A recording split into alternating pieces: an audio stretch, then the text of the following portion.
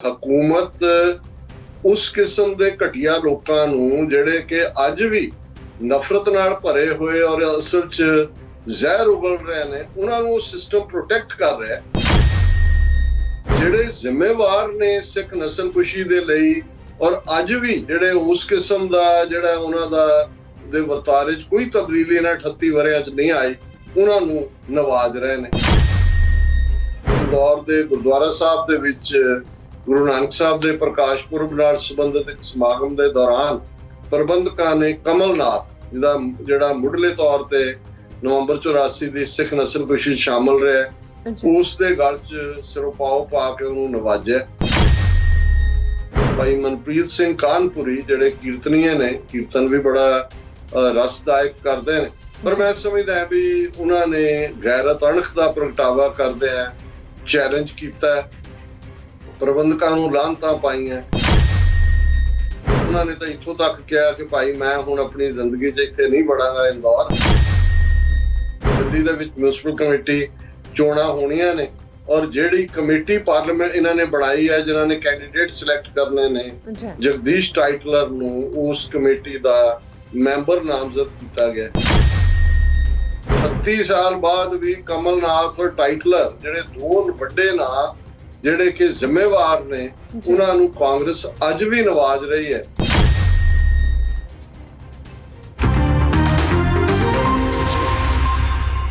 Viewers, welcome back in program. So viewers, ਗੱਲਬਾਤ ਕਰਨ ਜਾ ਰਹੇ ਹਾਂ, ਐਂਡ ਵਾਲੇ ਸੈਕਸ਼ਨ ਵਿੱਚ ਪਹੁੰਚ ਚੁੱਕੇ ਹਾਂ। ਸੋ ਡਾਕਟਰ ਅਮਰਜੀਤ ਸਿੰਘ ਜੀ ਸਾਡੇ ਨਾਲ ਵਾਸ਼ਿੰਗਟਨ ਡੀਸੀ ਤੋਂ ਜੁੜੇ ਹੋਏ ਨੇ, ਗੱਲਬਾਤ ਹੋ ਰਹੀ ਹੈ। ਸੋ ਗੱਲਬਾਤ ਕਰਾਂਗੇ ਕਿ ਇਸ ਹਫ਼ਤੇ ਦੀਆਂ ਦੋ ਘਟਨਾਵਾਂ ਇਹ ਯਾਦਹਾਨੀ ਕਰਵਾਉਂਦੀਆਂ ਹਨ ਕਿ ਕਿਵੇਂ ਸਿੱਖਾਂ ਦੇ ਜ਼ਖਮਾਂ ਤੇ ਲਗਾਤਾਰ ਲੂਣ ਭੁੱਕਿਆ ਜਾ ਰਿਹਾ ਹੈ। ਜਗਦੀਸ਼ ਟਾਈਟਲਰ ਨੂੰ ਕਾਂਗਰਸ ਨੇ ਦਿੱਲੀ ਚੋਣ ਕਮੇਟੀ ਵਿੱਚ ਸ਼ਾਮਲ ਕੀਤਾ ਹੈ, ਜਦੋਂ ਕਿ ਸਰਕਾਰ ਦੇ ਝੋਲੀ ਚੱਕ ਸਿੱਖਾਂ ਵੱਲੋਂ ਇੰਦੌਰ ਵਿੱਚ ਨਵੰਬਰ 84 ਦੀ ਨਸਲਕੁਸ਼ੀ ਲਈ ਜ਼ਿੰਮੇਵਾਰ ਕਮਲਨਾਥ ਨੂੰ ਸਿਰ ਪਵਾ ਦਿੱਤਾ ਗਿਆ। ਸੋ ਇਸ ਬਾਰੇ ਆਪਾਂ ਗੱਲਬਾਤ ਕਰਨ ਜਾ ਰਹੇ ਹਾਂ। ਸੋ ਅਸੀਂ ਚਾਹਾਂਗੇ ਕਿ ਤੁਸੀਂ ਇਸੇ ਤਰ੍ਹਾਂ ਬਣੇ ਰਹਿਣਾ, ਦੇਖਣ ਸੁਣਨੇ ਜਾਂ ਲਿਖਣ ਲਈ ਤੁਹਾਡਾ ਸਭ ਦਾ ਬਹੁਤ ਧੰਨਵਾਦ ਜੀ। ਡਾਕਟਰ ਸਾਹਿਬ, ਕੀ ਵਿਚਾਰਾਂ ਨੇ? ਦੇਖੋ, ਜਿਹੜਾ ਪੰਜਾਬੀ ਦਾ ਇਹ ਅਖਾਣ ਹੈ ਜ਼ਖਮਾਂ ਤੇ ਲੂਣ ਭੁੱਕਣਾ ਜਾਂ ਲੂਣ ਛਿੜਕਣਾ, ਇਹ ਅੰਗਰੇਜ਼ੀ 'ਚ ਵੀ ਇਸਤੇਮਾਲ ਹੁੰਦਾ ਹੈ, ਰਬਿੰਗ ਸਾਲਟ ਔਨ ਦਾ ਵੂੰਡਸ। ਤੋਂ ਜ਼ਾਹਿਰ ਹੈ ਕਿ ਜਦੋਂ ਜ਼ਖਮ ਖੁੱਲਾ ਹੁੰਦਾ ਹੈ, ਰਿਸ ਰਿਹਾ ਹੁੰਦਾ ਹੈ, ਉਸ ਦੇ ਵਿੱਚ ਤੁਸੀਂ ਲੂਣ ਪਾਉਂਦੇ ਹੋ ਤਾਂ ਤੁਹਾਨੂੰ ਉਹ ਬਹੁਤ ਤਕਲੀਫ ਦਿੰਦਾ ਹੈ, ਬਹੁਤ ਤਕਲੀਫ-ਦੇਹ ਹੁੰਦਾ ਹੈ। ਹੁਣ ਇਹ ਜਦੋਂ ਅਸੀਂ ਦੇਖਦੇ ਹਾਂ ਕਿ ਆਲਰੇਡੀ ਜਿਸ ਕੌਮ ਦੀ ਤੁਸੀਂ ਨਸਲਕੁਸ਼ੀ ਕੀਤੀ, ਜਿਨ੍ਹਾਂ ਨੂੰ ਇੰਨੇ ਡੂੰਘੇ ਜ਼ਖਮ ਦਿੱਤੇ, ਜਿਹੜੇ 38 ਵਰਿਆਂ ਬਾਅਦ ਵੀ ਜਿਹੜੇ ਨੇ ਉਹ ਰਿਸ ਰਹੇ ਨੇ, ਕਿਉਂਕਿ ਜਿਹੜੇ ਇਸ ਸਾਰੇ ਦੇ ਲਈ ਜ਼ਿੰਮੇਵਾਰ ਸੀ ਉਹ ਇਹੀ ਨਹੀਂ ਕਿ ਕਾਨੂੰਨ ਦੀ ਗ੍ਰਿਫਤ ਤੋਂ ਬਾਹਰ ਰਹੇ, ਰਾਦਰ ਉਹਨਾਂ ਨੂੰ ਨਵਾਜਿਆ ਗਿਆ। ਉਸ ਵੇਲੇ ਦੇ ਪ੍ਰਾਈਮ ਮਿਨਿਸਟਰ ਰਾਜੀਵ ਗਾਂਧੀ ਨੇ ਜਗਦੀਸ਼ ਟਾਈਟਲਰ, HKL ਭਗਤ, ਸੱਜਣ ਕੁਮਾਰ, ਕਮਲਨਾਥ ਇਹਨਾਂ ਨੂੰ ਵਜ਼ੀਰ ਬਣਾਇਆ। ਕੁਝ ਜਿਹੜੇ ਨੇ ਕਮਲਨਾਥ ਤਾਂ ਉਹਨਾਂ ਚੋਂ ਮੱਧ ਪ੍ਰਦੇਸ਼ ਦਾ ਚੀਫ ਮਿਨਿਸਟਰ ਵੀ ਕਾਂਗਰਸ ਨੇ ਬਣਾਇਆ। ਲੇਕਿਨ 38 ਵਰਿਆਂ ਬਾਅਦ ਵੀ ਇਹਦੇ ਬਾਵਜੂਦ ਸਾਡੇ ਵਿਚਲਾ ਇੱਕ ਡਰਾਕਲ ਕਿਸਮ ਦਾ ਜੁੱਤੀ ਚੱਟ ਤਬਕਾ ਉਹ ਸਾਨੂੰ ਆਪਣਿਆਂ ਨੂੰ ਕਹਿਣ ਦੀ ਕੋਸ਼ਿਸ਼ ਕਰਦਾ ਹੈ ਕਿ ਜੀ ਬੀਤੇ ਨੂੰ ਭੁੱਲ ਜਾਓ, ਅੱਗੇ ਤੁਰੋ, ਲੁੱਕ ਫਾਰਵਰਡ।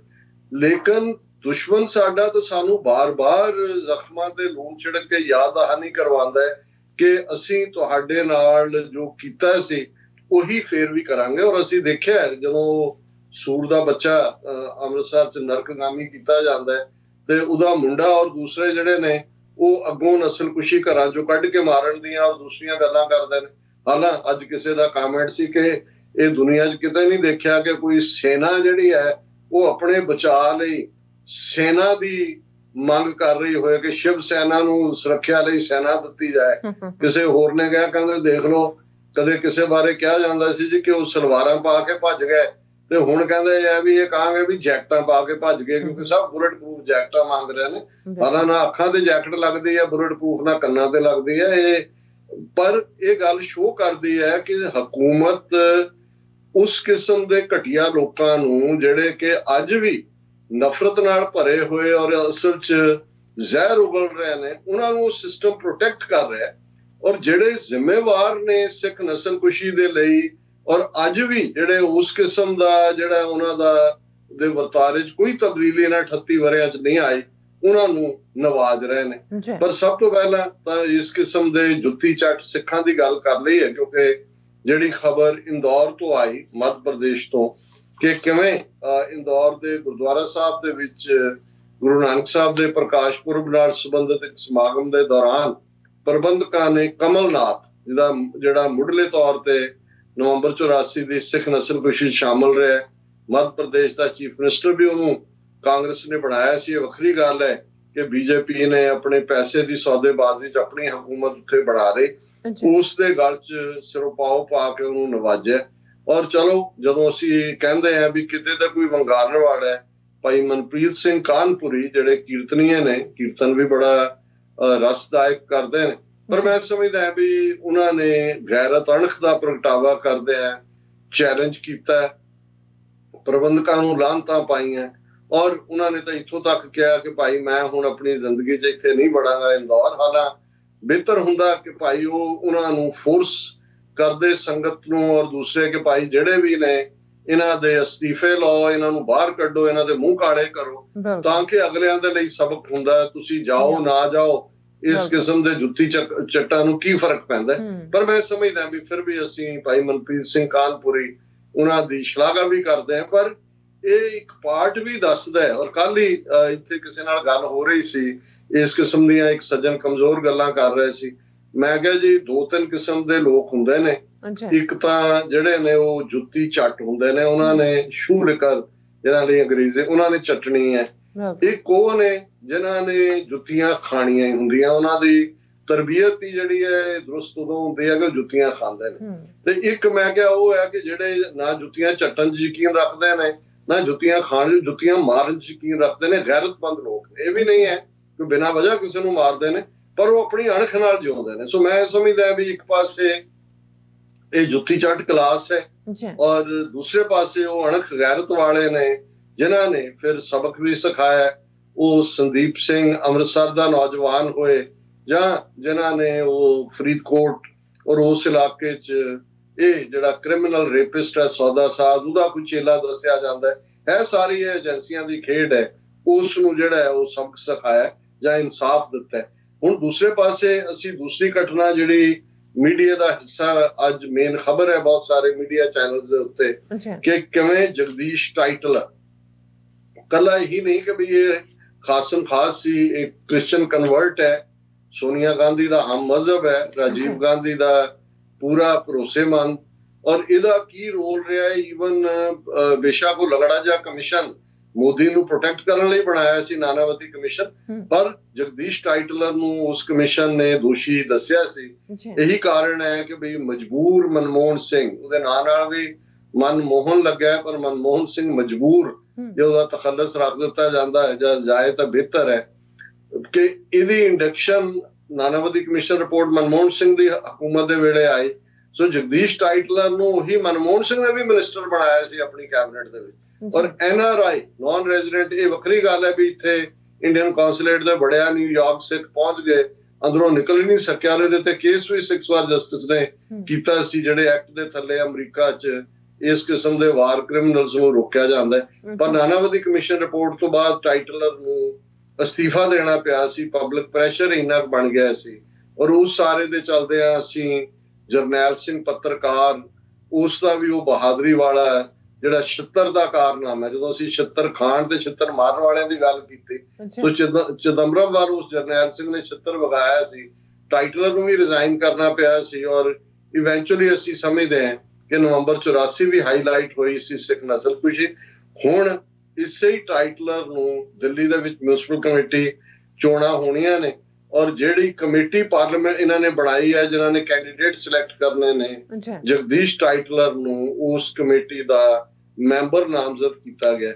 ਸੋ ਅਸੀਂ ਇਹ ਆਪਣੇ ਉਹਨਾਂ ਕੁਛ ਜਿਹੜੇ ਗੁੰਮਰਾਹ ਵੀ ਮੈਂ ਲਫ਼ਜ਼ ਕਹਿ ਸਕਦਾ ਕਿ ਚਲੋ ਇੱਕ ਤਾਂ ਬੇਈਮਾਨ ਨੇ, ਉਹਨਾਂ ਨੂੰ ਤਾਂ ਕੋਈ ਸਿੱਖਿਆ ਦੇਣ ਦਾ ਫਾਇਦਾ ਨਹੀਂ ਹੁੰਦਾ, ਔਰ ਉਹਨਾਂ ਚੋਂ ਵੀ ਅੱਗੋਂ ਰਜਿਸਟਰਡ ਬੇਈਮਾਨ ਹੁੰਦੇ ਨੇ ਜਿਨ੍ਹਾਂ ਬਾਰੇ ਤੇ ਅਲਟੀਮੇਟਲੀ ਇਹੀ ਹੈ ਕਿ ਪਾਣਾ ਲੈ ਸਜਾਏ, ਉਹ ਛਿੱਤਰ ਦੇ ਹੀ ਹੱਕਦਾਰ ਹੁੰਦੇ ਨੇ। ਪਰ ਜਿਹੜੇ ਲੋਕ ਕਈ ਵਾਰੀ ਗੁੱਡ ਫੇਥ ਚੋਂ ਵੀ ਕਹਿਣ ਦੀ ਕੋਸ਼ਿਸ਼ ਕਰਦੇ ਨੇ, ਜੀ ਦੇਖੋ ਚਲੋ ਉਦੋਂ ਹੋਇਆ, ਕਾਂਗਰਸ ਮਾਰੀ ਗਈ, ਇੰਦਰਾ ਗਾਂਧੀ ਵੀ ਗਈ, ਰਾਜੀਵ ਗਾਂਧੀ ਵੀ, ਹੁਣ ਬੀਜੇਪੀ ਜਿਹੜੀ ਹੈ ਉਹ ਦੁਸ਼ਮਣ ਹਿੰਦੂਤਵਾ ਜਮਾਤ ਹੈ।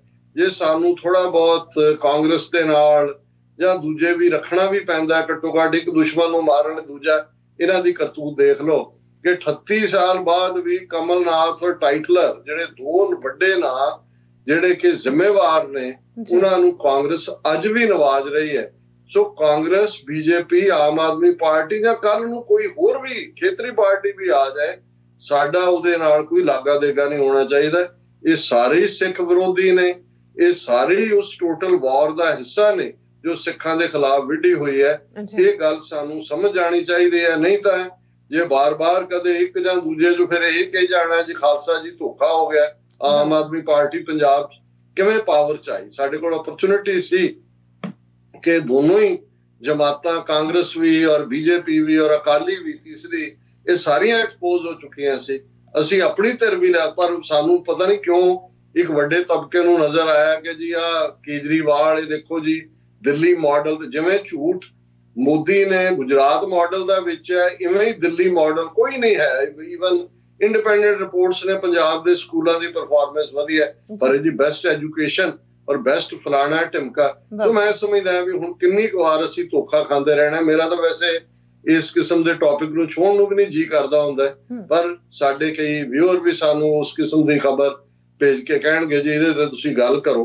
ਸੋ ਦੇਖ ਲਓ ਕਿ 38 ਸਾਲ ਬਾਅਦ ਵੀ ਇਹਨਾਂ ਸਾਰਿਆਂ ਦਾ ਹੀ ਉੱਥੇ ਹੀ ਖੜੇ ਨੇ ਜਿਹੜੇ ਜੋ ਜੂਨ 84 ਦੇ ਹਮਲੇ ਵੇਲੇ ਸੀ, ਕਾਂਗਰਸ ਹਮਲਾ ਕਰਨ ਵਾਲੀ ਸੀ। ਅਡਵਾਨੀ ਕਿਤਾਬ 'ਚ ਕਹਿੰਦਾ ਜੀ ਮੈਂ ਹੀ ਉਹਨੂੰ ਉਤਸ਼ਾਹਿਤ ਕੀਤਾ। ਉਹਨਾਂ ਦਾ ਨਾਨਾ ਦੇਸ਼ਮੁਖ ਜਿਹੜਾ ਆਈਡੀਆਲੋਗ RSS ਦਾ ਕਹਿੰਦਾ ਕਿ ਸਿੱਖ ਚੁੱਪ ਕਰਕੇ ਇਹਨੂੰ ਸਹਿਣ, ਕਿਉਂਕਿ ਦੇ ਆਸਕਡ ਫॉर ਇਟ, ਦੇ ਡਿਜ਼ਰਵਡ ਇਟ। ਕਮਿਊਨਿਸਟ ਜਿਹੜੇ ਨੇ ਉਹ ਸਰਕਾਰ ਦੇ ਨਾਲ ਧਿਰ ਸੀ, ਔਰ ਭਾਰਤ ਭਰ ਦੇ ਵਿੱਚ ਕੋਈ ਆਵਾਜ਼, ਕੋਈ ਹਾਂ ਦਾ ਨਾਰਾ ਸਿੱਖਾਂ ਦੇ ਲਈ ਨਹੀਂ ਸੀ। ਸਾਨੂੰ ਇਹ ਕਦੇ ਨਹੀਂ ਭੁੱਲਣਾ ਚਾਹੀਦਾ ਕਿ ਇਹ ਸਾਰੇ ਇੱਕੋ ਹੀ ਨਸਲ ਦੇ ਮਾਲਕ, ਇੱਕੋ ਹੀ ਸੋਚ ਦੇ ਮਾਲਕ ਨੇ, ਔਰ ਸਾਨੂੰ ਇੰਡੀਪੈਂਡੈਂਟਲੀ ਆਪਣੀ ਸਟ੍ਰੈਟਜੀ ਬਣਾ ਕੇ ਦਰਿਆਏ ਜਮਨਾ ਤੋਂ ਵਾਗਾ ਤੱਕ independent sovereign nation Khalistan liberate ਕਰਵਾਉਣਾ ਹੋਏਗਾ। ਇਸ ਤੋਂ ਬਿਨਾਂ, ਖਾਲਿਸਤਾਨ ਦੀ ਕਾਇਮੀ ਤੋਂ ਬਿਨਾਂ ਸਿੱਖਾਂ ਦਾ ਕੋਈ ਵੀ ਮਸਲਾ ਹੱਲ ਨਹੀਂ ਹੋਣਾ। ਇਹ ਗੱਲ ਨਿਸ਼ਚੈਵਾਚਕ ਸੱਚ ਹੈ। ਜੀ ਡਾਕਟਰ ਸਾਹਿਬ, ਤੁਹਾਡਾ ਬਹੁਤ ਬਹੁਤ ਸ਼ੁਕਰੀਆ। ਤੁਸੀਂ ਆਪਣੇ ਵਿਚਾਰ ਸਾਡੇ ਦਰਸ਼ਕਾਂ ਨਾਲ ਸਾਂਝੇ ਕੀਤੇ ਨੇ। ਸੋ ਇਸ ਤਰ੍ਹਾਂ ਆਪਣੇ ਵਿਊਅਰਸ ਕੋਲ ਨੇ ਇਜਾਜ਼ਤ। ਵਿਊਅਰਸ, ਸਾਡੇ ਪ੍ਰੋਗਰਾਮ ਦਾ ਸਮਾਂ ਇੱਥੇ ਸਮਾਪਤ ਹੁੰਦਾ ਹੈ। ਤੁਸੀਂ ਆਪਣੀ ਰਾਏ ਤੇ ਸੁਝਾਅ ਸਾਨੂੰ ਭੇਜਣਾ ਭੁੱਲਣਾ ਸਾਡੇ ਇਸ ਪਤੇ ਤੇ sos@tv84.tv ਤੇ ਅਸੀਂ ਆਪਣਾ ਪ੍ਰੋਗਰਾਮ ਲੈ ਕੇ ਫਿਰ ਦੁਬਾਰਾ ਤੁਹਾਡੇ ਸਾਹਮਣੇ ਹੋਵਾਂਗੇ। ਤਦ ਤੱਕ ਲਈ ਮੈਨੂੰ ਤੇ ਆਪਣਾ ਸੁਣਾ ਦਿਓ। ਦੇਖਦੇ ਰਹੋ TV84। ਬੁਲਾ ਦਿਓ ਫਤਿਹ। ਵਾਹਿਗੁਰੂ ਜੀ ਕਾ ਖਾਲਸਾ, ਵਾਹਿਗੁਰੂ ਜੀ ਕੀ ਫਤਿਹ। ਰੱਬ ਰਾਖਾ।